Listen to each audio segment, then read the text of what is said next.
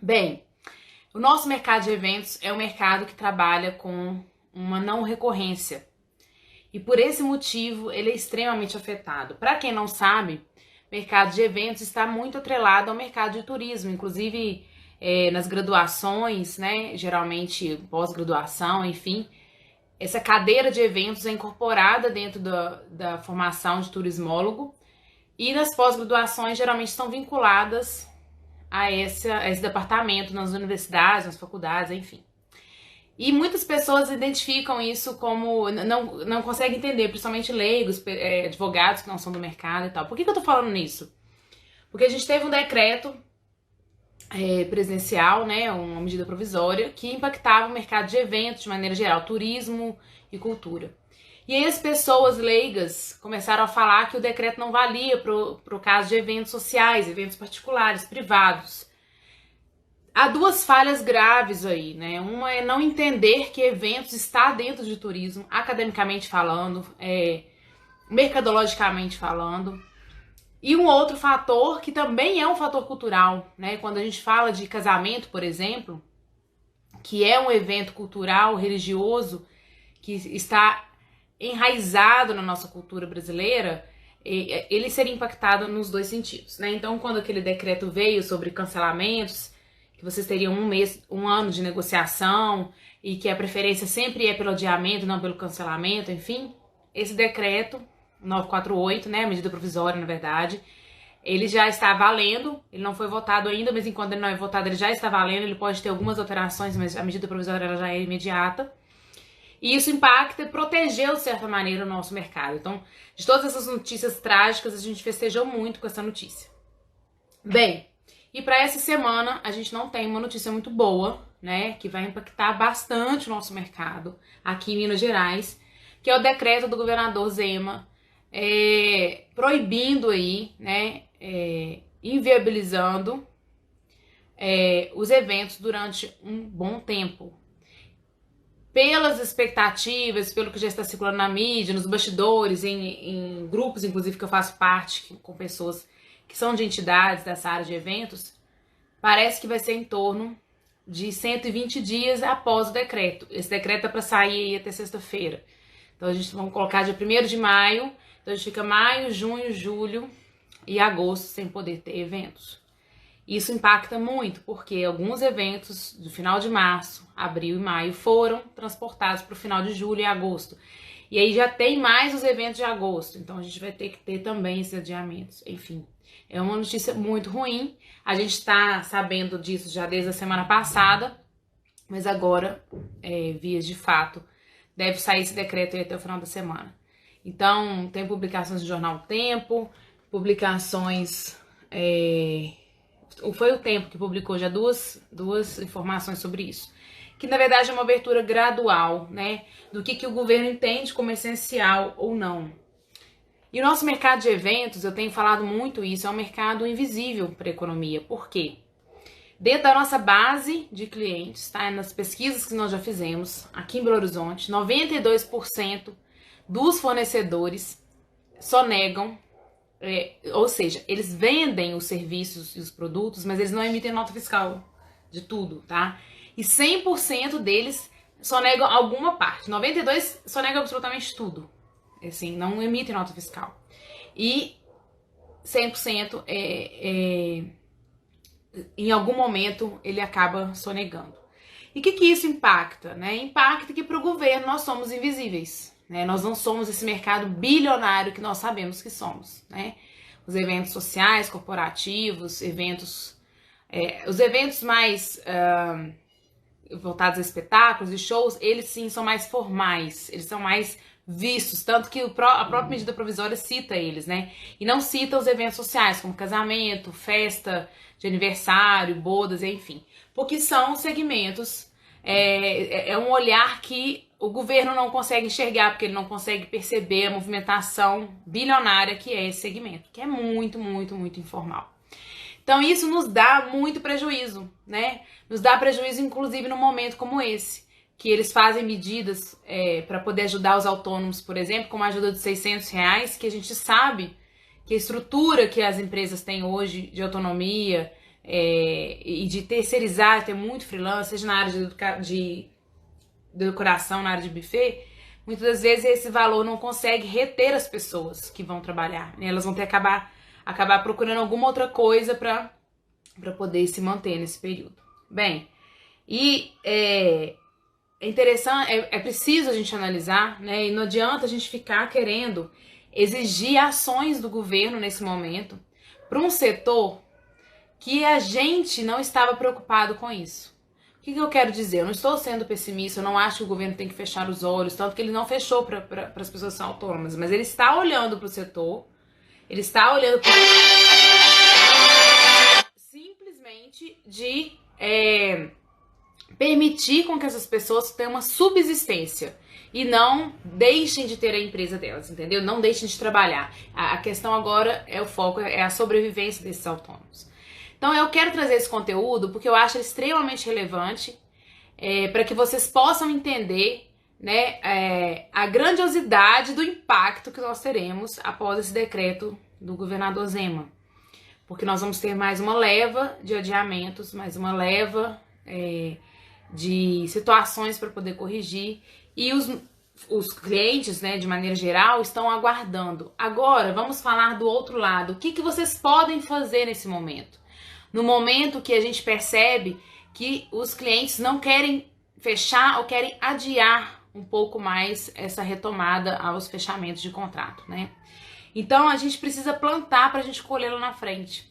Vou fazer uma analogia muito específica com quem vende flor, por exemplo, né? A gente tem cidades no Brasil que são focadas nessa produção de flor, e aí eu fui ler sobre o impacto que eles vão ter, né? Para eles terem flores, né, disponíveis de acordo com as cores, enfim, tudo isso que os decoradores usam, eles precisam começar a produção deles 60, 90 dias antes da colheita, né? E o que está acontecendo com esses produtores? Eles não estão produzindo, eles estão parando, porque eles vão produzir flor para vender para quem? Para qual evento? Não está acontecendo nada. E eles não vão começar a produzir, não vão começar a cultivar até eles sentirem que a economia vai voltar. E isso vai ser um momento que eles têm que decidir quando que isso vai ser feito. Porque eles têm que começar com muita antecedência, porque senão não vai dar tempo de produzir. E aí o concorrente pode conseguir produzir, enfim. E não vai ter o produto em si para poder ser entregue, né? Então essa analogia que eu tô fazendo, ela serve para todos os segmentos. Nós não podemos esperar, achar que estamos parados, de férias, imobilizados nesse momento, para daí, quando a gente perceber que os clientes voltarem a consumir, tomarmos uma iniciativa, tá? Para quem não sabe, a minha formação, eu sou economista, e isso é um fato óbvio. Quando a gente tem situações de crise como essa, sejam crises financeiras ou em caso de pandemia, enfim, há uma retração, as pessoas ficam inseguras e começam a poupar porque elas têm medo do futuro. Isso é natural. Certamente você que está me ouvindo, que trabalha no mercado de eventos, é isso que você está fazendo. Você está tentando cortar os seus custos, diminuir o máximo os seus gastos, porque você não sabe quanto tempo isso vai durar. E assim como você, os seus clientes também estão fazendo. Seus clientes são empresários que tiveram suas empresas impactadas, são seletistas, né, que têm carteira assinada, que podem correr o risco ou de ter uma comissão menor quem trabalha na área comercial ou até ser demitido. Né? Então, a gente tem até servidor público corre o risco de ter uma parte congelada do salário. Então, no geral, as pessoas estão poupando. Elas estão poupando pouco que tem ou muito que tem. A tendência nesse momento agora é de não consumo mesmo, porque é o choque, né? Eles vão consumir coisas que são realmente essenciais e vão cortar todos os outros supérfluos. O que acontece num momento como esse? Vai ter uma demanda reprimida. Então, pessoas que consumiriam determinados produtos e serviços deixam de consumir durante aquele momento, justamente para poupar, né? Para poder não gastar naquele momento. Mas em algum momento ela vai voltar a consumir. Ela vai dar sequência no evento que ela já tinha agendado, ou se ela tinha interesse em fazer um evento e não agendou ainda, ela vai começar a olhar essa data. E aí você já precisa estar preparado. Então, o tema de hoje é justamente sobre isso. Nós temos sim as próximas semanas, os próximos meses, como meses muito difíceis. Certamente vocês terão dificuldade de fechar negócio, de bater o martelo. Mas você pode preparar o campo, preparar o cultivo, né? Como essas empresas que estão fazendo lá de flores, que precisam se preparar para quando eles tiverem um sinal, eles começarem a plantar, porque a produção deles só começa daí a colheita, né? Começa a ser depois de 60, 90 dias. Então essa analogia é muito importante a gente entender, tá? Então hoje, qual que é a minha contribuição para vocês? Nós pegamos uma pequena amostra de 73 clientes que responderam uma pesquisa que estavam fechando alguma coisa do segmento. E nessa amostragem de 73 clientes, a gente percebeu que eles pararam, entre eles preencheram os segmentos que eles queriam fechar e a gente entrar em contato, eles pararam as negociações. E o que eles têm nos falado? A gente fez essa amostragem com um fornecedor real, tá? Um fornecedor de alianças, porque é um segmento que eu tinha facilidade de fazer essa abordagem. E nós criamos uma coisa chamada fluxo de cadência. O que quer dizer isso, tá? Quem já me acompanha há um tempo já deve ter visto eu falar essa expressão. O fluxo de cadência é uma sequência de mensagens trocadas com o cliente. Essas mensagens, elas dão a entender que você está entendendo e conversando individualmente com cada um, por mais que haja um padrão por trás. Existe uma linguagem que o cliente entende que você está conversando com ele. Ele te responde, você já tem uma resposta padrão para aquilo, mas não como se fosse um telemarketing, sabe? Quando você está tirando dúvida e a pessoa te responde padrão e você vê que não é a dúvida que você estava tirando. Não é isso, né? Você é um ser humano que está por trás ali no WhatsApp respondendo ou por e-mail e tal. E você vai fazer esse filtro, então você vai ter uma inteligência melhor do que um robô fazendo, né? Mas por que é importante? Nessa pesquisa que a gente fez com esses 73 casais, a gente abordou 44 casais desses 73, e desses casais, esses 44 eles não irão fechar por agora, eles vão deixar para fechar depois. E a gente quis saber o motivo, tá? Então, naturalmente, desses 44 casais, 12 já mencionaram que é insegurança, é incerteza por conta da pandemia. E os outros não mencionaram isso, e a gente foi cutucar para saber o real motivo, e todos eles falaram que é a insegurança e a incerteza nesse momento. Então, no universo de 73 clientes, que é uma amostragem, a gente teve 44 clientes que não irão fechar nada nesse momento porque estão incertos, ou porque são funcionários e não sabem se vão ter seus empregos, ou porque são empresários e aí estão sendo impactados, ou porque são concursados e não sabem se vão ter uma redução, né? E estão com receio de um outro problema, tá? Que é muito importante a gente colocar, da saúde financeira das empresas que eles vão fechar. E isso não é uma realidade apenas de fornecedores com valor agregado alto, como buffet e decoração. Esse sim, há uma desconfiança ainda maior, né? Porque são segmentos tradicionalmente que dão calote no mercado, infelizmente. Mas houve dúvidas, inclusive, de pequenos fornecedores, pequenos segmentos, como sapato, roupa de daminha, cabine de foto. Tudo isso gera uma insegurança muito grande no mercado, né?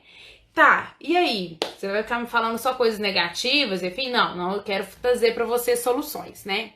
Então, uma das primeiras soluções, e eu quero abordar um tema que chegou essa semana para mim de uma forma diferente, e eu acho muito importante, que é a expressão top of mind. As pessoas, às vezes, ouvem muito essa expressão, e por ouvir muito, elas acabam associando que é algo específico, mas é uma expressão em inglês simplesmente assim. O top of mind é uma forma de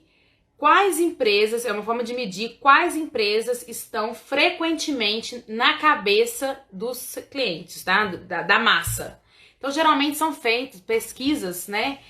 Para que possa identificar essas empresas. Então, assim, quando você fala de sabão em pó, qual sabão que aparece? Aí a pessoa fala 3 opções. Quando você fala de refrigerante, qual que é o refrigerante que aparece? Tanana, tanana. Então, isso é o top of mind. Aquelas primeiras empresas, aquelas empresas que mais apareceram, elas estão no topo da mente dos clientes. A tradução é literal para isso. Então você precisa estar no topo do pensamento do seu cliente.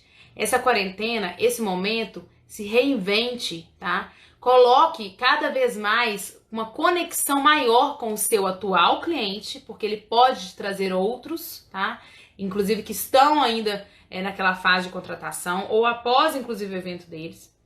E os clientes que estão em fase de orçamento, coloque para eles, demonstre que você entende a insegurança dele. Quando o cliente fala assim, olha, eu não vou fechar por agora, porque que é por conta da quarentena, não adianta você vir com ameaça. Ah, tá, então você vai ficar sem data. Ah, tá, porque tal coisa vai acontecer. Você tem que falar, sim, eu te compreendo. Muitas pessoas realmente estão inseguras. Mas olha só, salva o meu número e quando você voltar a fechar, vamos conversar. Eu estou aqui para que você precisar de dúvidas, né? Enfim, você tem que se estar solícito, né? Querer entender o seu cliente, né? Não adianta ficar fazendo pressão. Ele se assusta no momento de insegurança.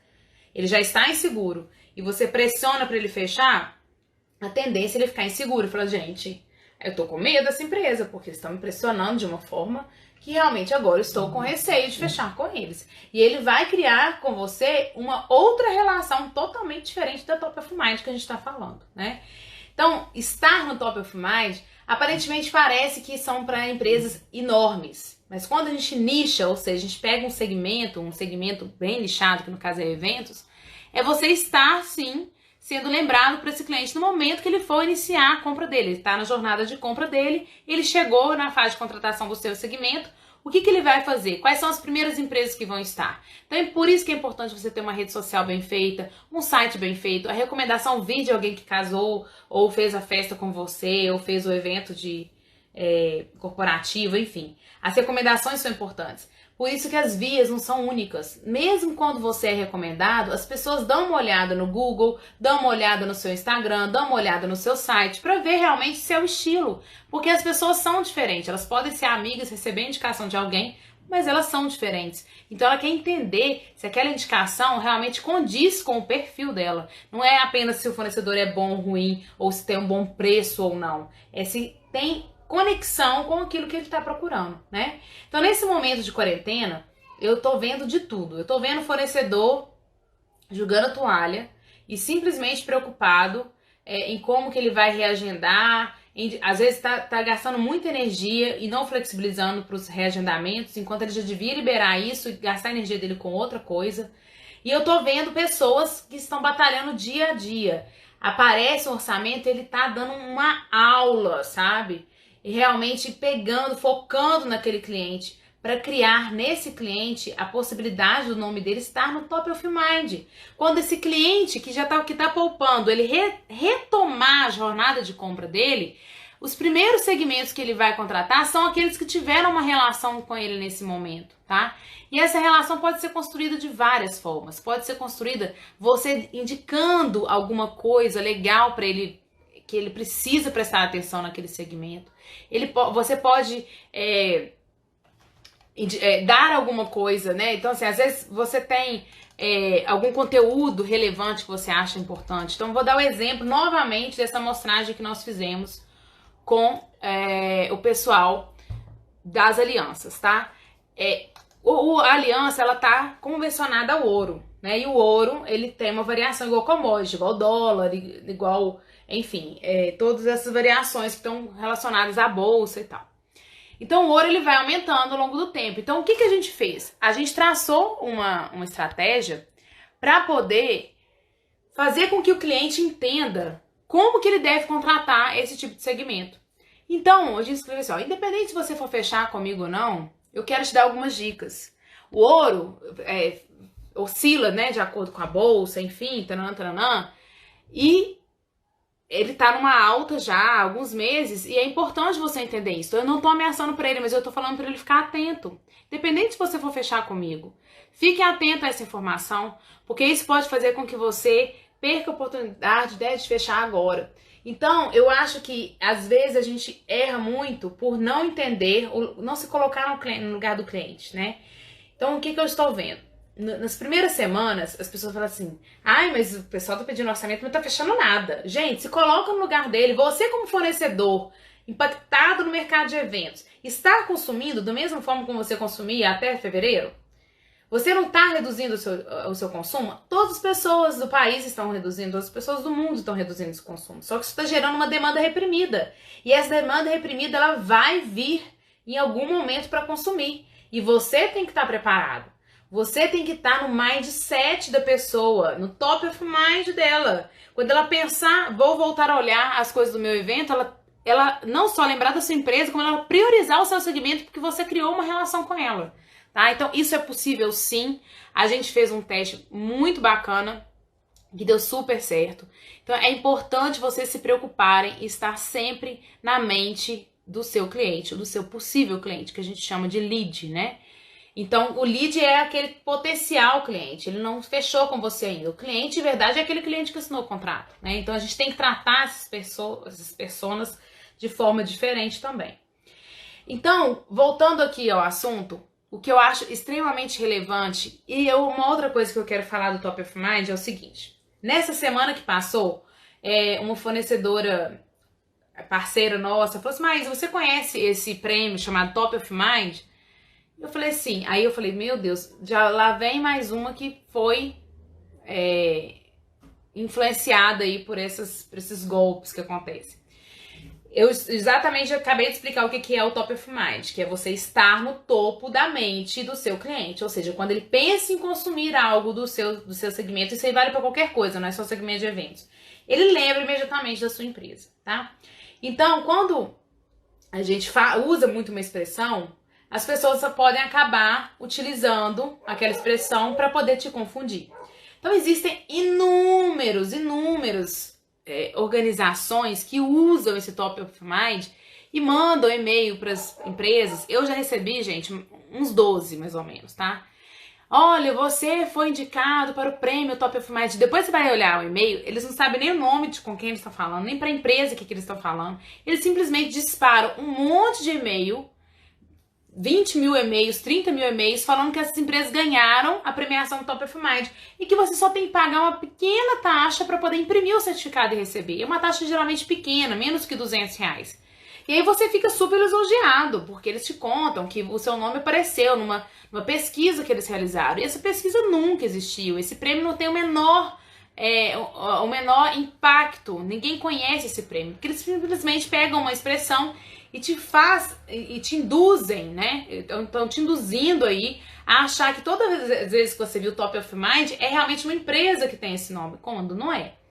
Se alguém já teve a oportunidade de patentear alguma logo, algum nome, alguma coisa, sabe do que eu tô falando, que isso acontece também com patentes. As patentes são publicadas em jornais, né? Dentro do INPI, e as pessoas têm acesso ao seu endereço. Então, o que as empresas de patente fazem? Elas te mandam um monte de boleto como se fosse o NPI. Eles colocam alguma coisa parecida com o NPI, mas aí tipo, muda o NPI, coloca IMPI, alguma coisa nesse sentido, e você paga achando, o NPI não manda nem nada por correio, você que tem que gerar o GRU lá, a guia para poder pagar. Então eu fico impressionada com a inteligência das pessoas desse país, gente. As pessoas criam coisas como se fossem importantes e elas te convencem a pagar. Então elas vão dar o tiro aí para 20 mil pessoas. Se você questiona pra eles, mas peraí, de qual prêmio que você tá falando? Ou quais os clientes que me indicaram? Eles já não vão te responder, tá? Tem mais alguém do meu segmento? Qualquer pergunta que você fizer. Porque se você começa a questionar eles já sabem naturalmente que você já percebeu que aquilo ali é falso. Por que eu tô falando isso? Porque na semana passada, uma cliente nossa perguntou, o certificado Trust, como vocês podem conferir aí, é uma certificação do fornecedor. Uma certificação que condiz com a parte financeira e jurídica do fornecedor. Nunca nós tivemos tanta relevância quanto que a gente está tendo agora, né? Porque a gente olha a saúde financeira do fornecedor e isso é muito importante para o mercado, tá? Então nós temos indicadores específicos para a gente avalizar.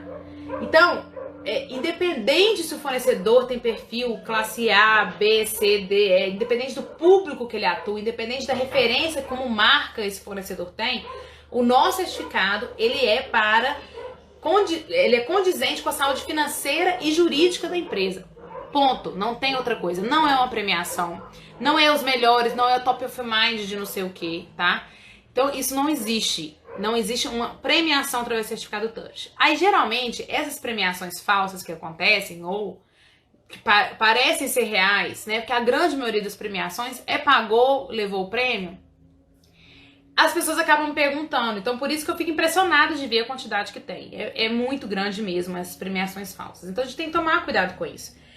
Gente, premiação, saber quem é o melhor, a gente tem que ter muito cuidado, porque o melhor fotógrafo para um cliente não talvez é o péssimo fotógrafo para um outro cliente, porque tem um estilo ali dentro daquilo, né? Então é muito complicado a gente falar sobre top of mind e dar uma validação realmente para um segmento específico, tá?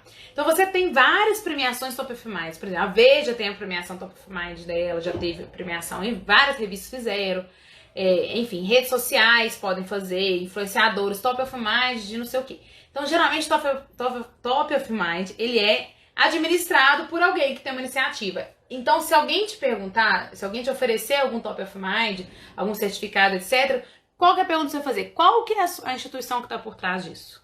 Ah, é a Top of Mind, porque uma delas chama Prêmio Top of Mind. Ah, é Prêmio Top... Tá, e a instituição é baseada em quê? Quem tá por trás disso? Quem que vota? Você começa a questionar, eles já não te respondem, tá, gente? E eu fico impressionada com a criatividade desse povo. Mas voltando a falar o que nos interessa, o Top of Mind que eu estou falando pra vocês, você que tem que fazer, não é ninguém que vai te dar um certificado pra pregar na sua parede que não quer dizer nada. Ninguém sabe o que é, o que tá sendo avaliado, quais são os critérios, enfim. O que eu tô falando pra vocês é vocês criarem essa importância de estarem na mente dos seus clientes. A demanda está reprimida e ela voltará assim que as coisas normalizarem. Não vai ser um boom, não vai ser todo mundo saindo gastando, mas ela vai existir e você precisa estar preparado, tá?